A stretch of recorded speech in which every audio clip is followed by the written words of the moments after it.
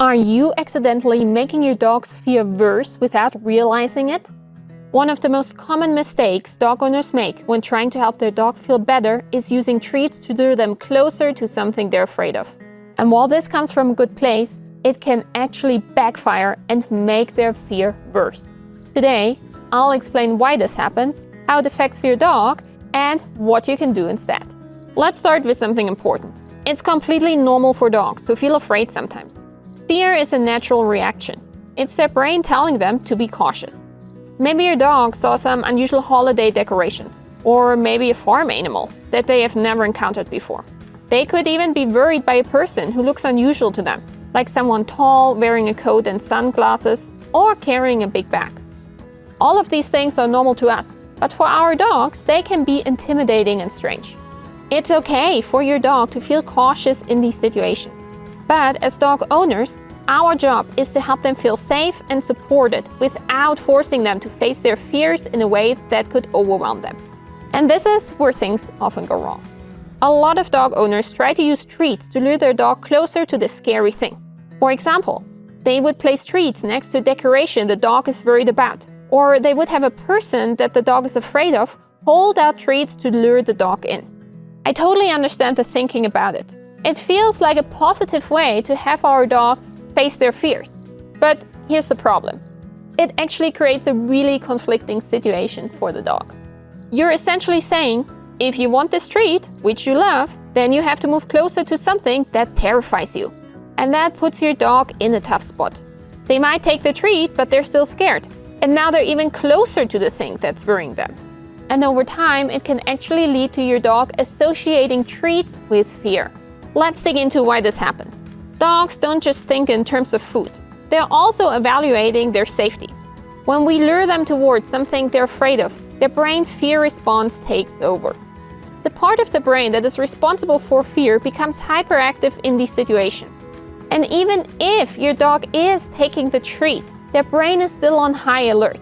Simply taking the treat does not mean that any fear is stopped.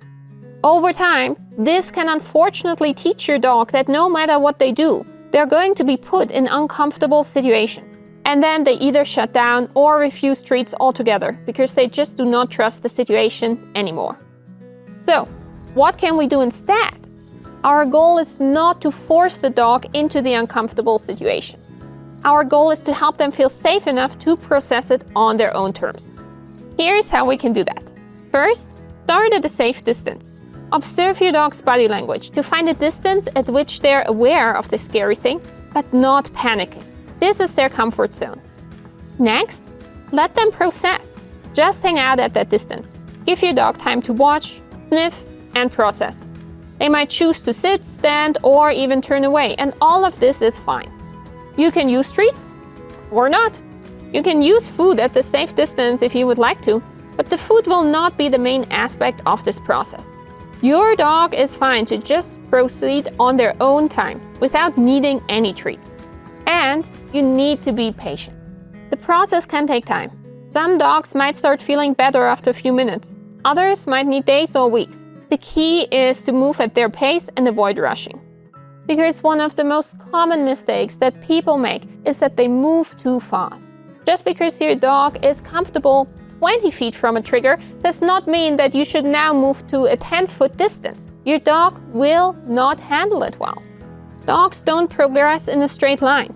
They might be fine at one distance and need a lot more time before they are ready to go closer.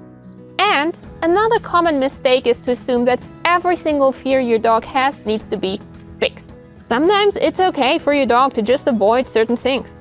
For example, if your dog is scared of a Halloween skeleton and you don't plan on decorating your yard with one, it's fine to let it go.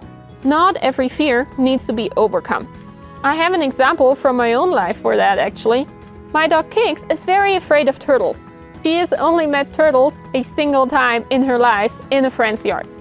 We do not have wild turtles here. We will probably never run into a turtle again, so I just let it go. Our goal is always to build your dog's confidence. Life is full of things that might seem scary at first, and we want to give your dog the skills to handle those moments without losing their mind. You need to give them time, space, and support so that they can process.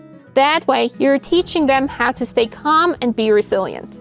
So, do not use treats to lure your dog close to things they are afraid of.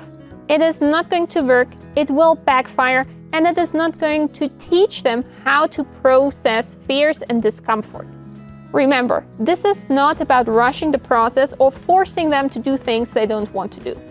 It's about giving them the time and creating the safe space they need to feel confident. This is what's going to make them less fearful over time. Thank you for joining me today. And as always, if you have any questions, feel free to drop them in the comments. We're glad to help you.